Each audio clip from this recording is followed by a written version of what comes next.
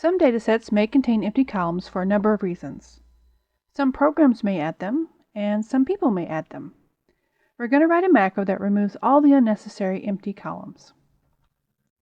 In the VBA, we will copy-paste over the fixed dates. We're going to use the for loop. So we will need to remove the for each loop code and uncomment the for loop code. And we'll clean this up a little bit. And we're going to rename it to remove empty columns. I'm going to show you the wrong way first, but there's a reason for this. So next we will take out our date information. We're going to set up our loop to look through each of the header values, and if it's empty, we will delete the entire column. We're going to move this over so we can watch the changes as they happen.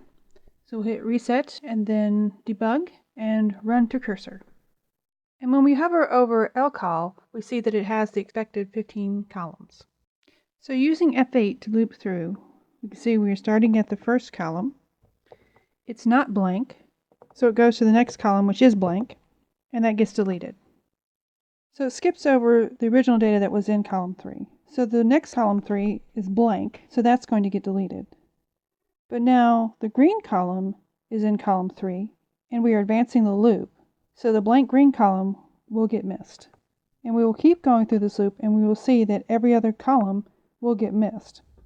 Now, because of the way Excel moves things as they are deleted, what we really need to do is go from the last column to the first column whenever we want to delete anything. And it's the same way when we have rows that we want to delete.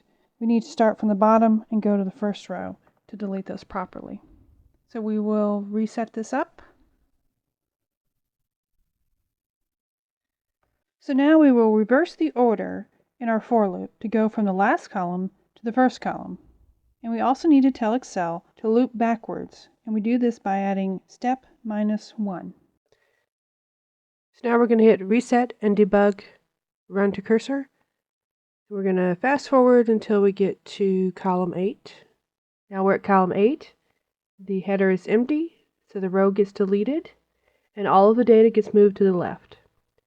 Then it will go to column 7. That's empty, so the data gets moved over. And it will continue to do this until we reach the beginning of the document. The next thing to consider is when we have data somewhere in the column, but not in the first row. We don't want to delete the entire column when there's something in there somewhere. So we will add a couple of rows, and in one of those we will put some stuff. For this we will need 3 new variables. A variable for the last row, a variable for looping through the rows in a column, and a boolean to check if there is any data in the column.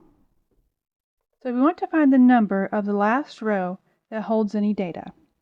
This is going to be similar to finding the last column. You will use these 2 lines of code frequently in your macros. In the for loop, inside the if statement, we're going to set our any data to false. Then next we will start a new for loop to go through the rows in the column. And if the cell is not blank, then we're going to change any data to true and exit the for loop. We'll end our if, close our loop. So now we want to tell Excel what to do if any data remains false. And for that, we want to delete the entire column. And we'll end that if statement. And I'm going to move these over just to make it look a little nicer. So we hit reset, save, run. And we see that it has deleted every empty column except for the one with some stuff in it. So the outer for loop is an example of when we can't use a for each loop. If you recall, the for each loop loops through a collection of items from the beginning to the end, starting with the first going to the last. For this, we're going from the end to the beginning, so we will need to use our for loop. Our inner loop, however, goes from the first row to the last row, and that one can be changed over to a for each loop. And that is going to be your next assignment to do on your own, using the previous lesson to change this over to a for each loop.